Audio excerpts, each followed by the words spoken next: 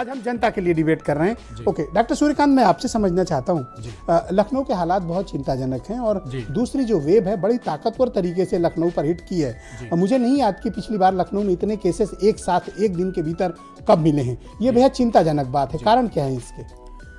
देखिए, अभी समीर सिंह जी भी याद दिला रहे थे 18 मार्च की डिबेट को। लगभग 1 साल हो गया हमें, आपको, आपके चैनल को लोगों ने तो ये कहना शुरू किया था कि ब्रजेश जी जो हैं वो टीवी चैनल पे कोरोना पे डिबेट, वो इल्जाम आप पर भी है और मेरे पे भी है। अच्छा ठीक है, हाँ। डराते ज्यादा हैं, डिबेट कम करते हैं। हाँ। मैं आपको बता दूं कि इतिहास जो होता है, और इस बात को फैलाया किसने ज्यादा? समीर सिंह ने। जी अच्छा, इतिहास जो होता है वो भविष्य के सबक के लिए होता है। और मैं आपको 100 साल पहले के इतिहास बताता हूं, और 100 साल पहले ये स्पेनिश फ्लू हुआ था।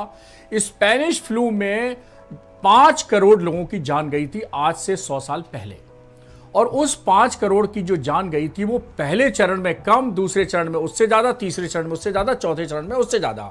इतिहास में रिकॉर्डेड है कि जब भी जो second wave, third wave, fourth wave आएंगी उसमें भयानकता, भयावहता बढ़ती जाती है। आप देखिए, इतिहास में तो यह भी दर्द है कि पृथ्वीराज चौहान बहुत अच्छे लड़ाके थे, बहुत अच्छी लड़ाइयां लड़ी, लेकिन इतिहास में दर्ज हो गया कि आखिरी लड़ाई वो हार गए और देश जो है वो गलत दिशा में चला गया। इतिहास में यह भी दर्ज किया जाएगा कि कोरोना की लड़ाई हमने बहुत अच्छी लड़ी। भारत की WHO ने तारीफ की। समीर जी की कुछ बातों से मैं सहमत हूं, लेकिन कुछ IP सिंह जी की बातों से भी मैं सहमत हूं कि हमने लड़ाई पिछले साल बहुत अच्छी लड़ी। इसीलिए तो फरवरी आते आते हमारे केसेस 7-8 हजार पर डे रह गए थे। लेकिन जैसे ही हमारी नई वैक्सीन आई और जैसे ही वैक्सीन लगनी शुरू हुई, केसेस कम शुरू हो गए, शिथिलता आ गई। जैसा प्रधानमंत्री जी ने कहा कि अति आत्मविश्वास पैदा हो गया और उसके कारण लापरवाही हो गई।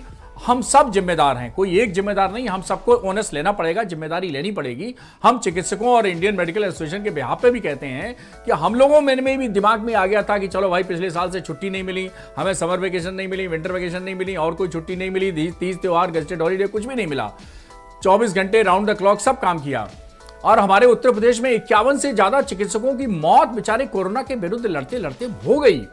ये सब ठीक है, लेकिन जंग में जो आखिरी चरण होता है बहुत महत्वपूर्ण होता है। और आखिरी चरण की लड़ाई, ब्रजेश जी, अगर हम हार गए तो बहुत बुरा होगा, इतना बुरा होगा कि आज हम इस डे पे व्यक्त नहीं कर सकते। अभिमन्यु का भी उदाहरण है महाभारत में। जी, अभिमन्यु उदाहरण है, आखिरी चरण में वो भी हार गए थे।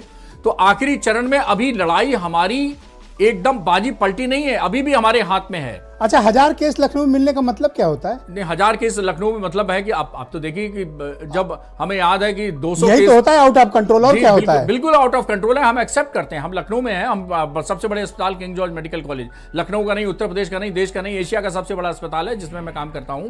मैं एक्सेप्ट करता हूं कि ये एक चिंता का विषय है, लेकिन चुनौती है। चुनौती हम चिकित्सक भी स्वीकार करेंगे, हमें लगता है समाज भी स्वीकार करेगा, सरकार भी स्वीकार करेगी। अभी सरकार को फटाफट क्या करने की जरूरत है? देखिए, मेरी 2-3 राय है सरकार के लिए।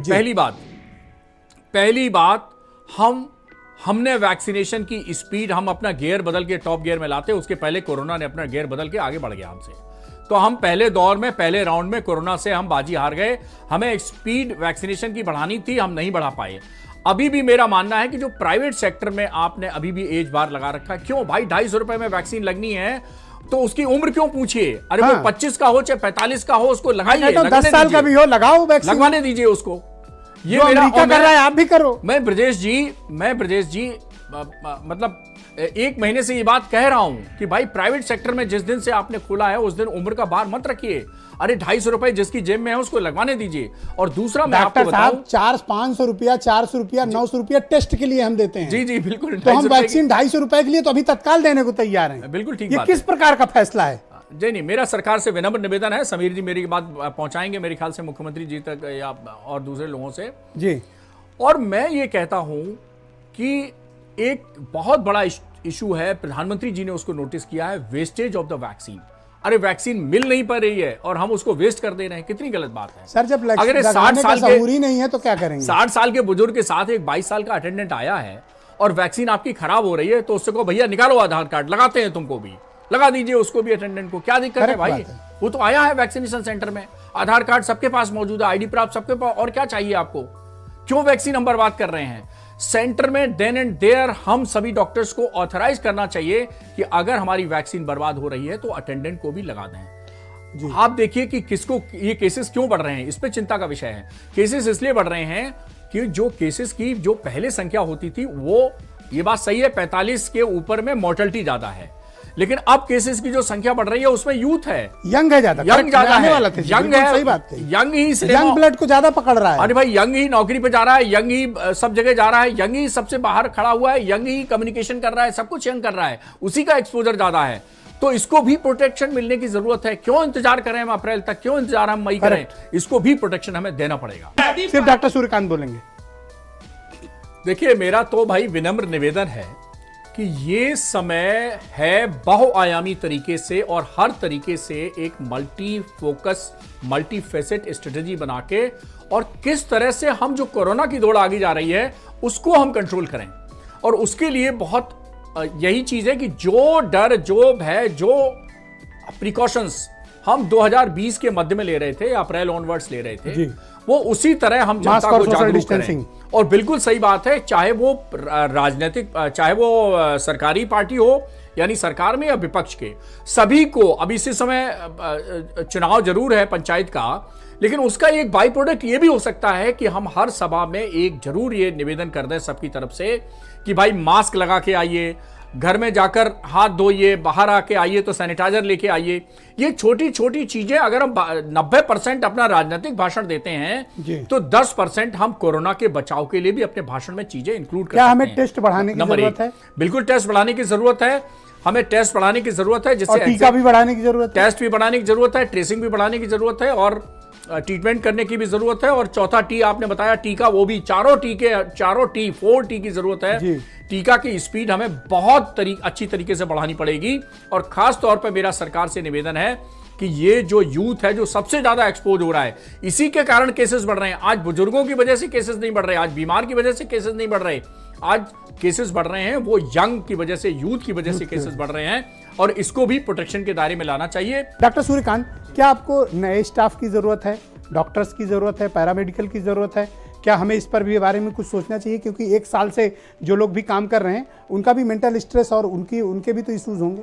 देखिए, जैसे ही आप 100 बेड कहीं बढ़ाते हैं तो सिर्फ एक 100 बेड का वार्ड या 100 बेड ही उसमें नहीं आते हैं, उसके साथ साथ लॉजिस्टिक्स, उसके साथ कंज्यूमेबल्स, उसके साथ और दूसरी चीजें, और उसके साथ मैन पावर, ये सब चीजें आती हैं। एक्स्ट्रा मैन पावर हमें हायर करने की जरूरत है। बिल्कुल जरूरत है, बिल्कुल है। अभी देखिए, पिछली बार क्या हुआ था, पिछली बार ये हुआ था कि जो जूनियर डॉक्टर्स जिनकी सेवाएं समाप्त हो रही थी, टर्म समाप्त हो रही थी, उनको एक्सटेंशन दे दिया गया था।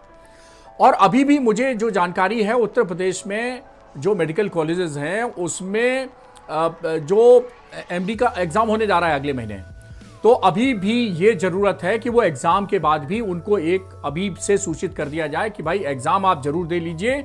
ये 25 अप्रैल 26 अप्रैल से एग्जाम शुरू होने जा रहा है, लेकिन एग्जाम देने के बाद भी आपको सेवाएं देने की जरूरत है। जी, अभी से उनको कहने की जरूरत पड़ेगी। और जो खाली पद जूनियर डॉक्टर्स के पड़े हैं, सीनियर रेजिडेंट के पड़े हैं, वो तुरंत अविलंब वॉक इन इंटरव्यू से होने चाहिए।